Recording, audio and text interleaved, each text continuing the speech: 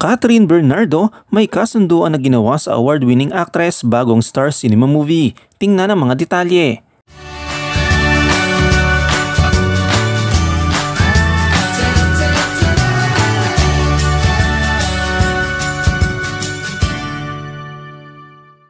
Kinumpirma ni Catherine Bernardo na naramdaman niyang kinakabahan sa pagtatrabaho kasama si Dolly De Leon sa pelikulang handog ng Star Cinema para sa ika-30 anibersaryo nito, ang A Very Good Girl. Noong 2022, si Dolly De Leon ang bida sa satirical na pelikulang A Triangle of Sadness na nagwagi sa prestigyosong Palme d'Or sa Cannes Film Festival at nagbigay daan para mapansin siya sa pagdaigdigang eksena. Ang nasabing pelikula ang nagdala ng mga nominasyon para sa 2023 British Academy Film Awards or BAFTA at 2022 Golden Globe Awards. Dahil sa mga kampyonato ni Dolly De Leon sa pandaigdigang entablado, hindi makapaniwala si Catherine Bernardo na sabihin sa kanya na makasama niya si Dolly De Leon bilang co-headliners A Very Good Girl.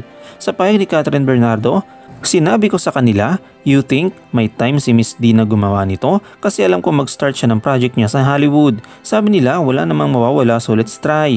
So the moment na naka-zoom nila si Miss D and she agreed to do this project, parang ako, oh my God, slowly nangyari na lahat."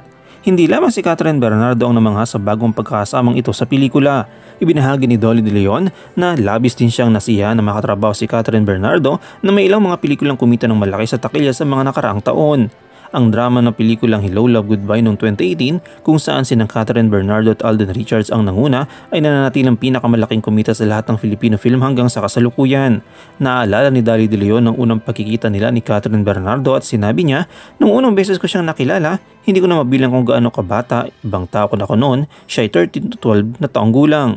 Sumali si Catherine Bernardo at sinabi na nagtagpo sila noong pareho silang napabilang sa TV adaptation ng GMA7 na Korean series na Endless Love noong 2010. Noong panahong iyon, si Catherine ang gumanap bilang batang Maren Rivera samantalang si Dolly De Leon naman ang kanyang guro sa klase. Nagpatuloy ang veteranang aktres na sinabi na si Carmen Raimundo, ang creative director ng Star Cinema, ang nagpaabot sa kanya ng balita na si Catherine ang kasama sa A Very Good Girl.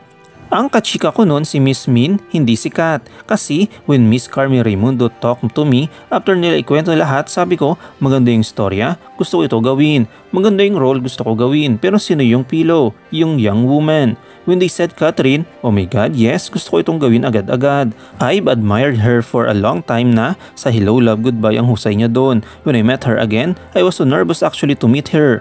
Sa kanilang unang pagkikita, nag-enjoy ang dalawang aktres ng wine night sa isang restaurant sa Tomas Morato sa QC. Ito ang nagsilbing simula ng kanilang pagkaibigan bago sila mag-shooting noong nakaraang May. Ibinahagi ni Dolly De Leon ang mga katangian ni Catherine na kanyang natutuwa. Aniya pa, ang impression ko sa kanya, mabait siyang tao. So sabi ko, makakasundo ko siya. When I met her, hindi lang pala siya mabait. Cool pala siya. Ang creative niya, marami siyang ideas na napuput forward. Tsaka ang maganda kay Kat, usually when you're actor and you're on camera, kunwari yung ka-eksena ko is behind the camera, so wala siyang coverage, ako lang.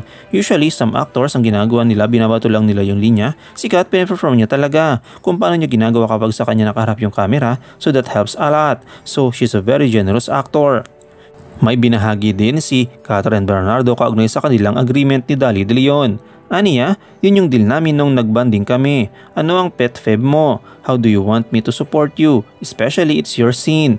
I will tell you pag di ko naramdaman yung eksena, I will support you kahit di ko shot yun. I will give it my all para mabigay mo yung emotions mo.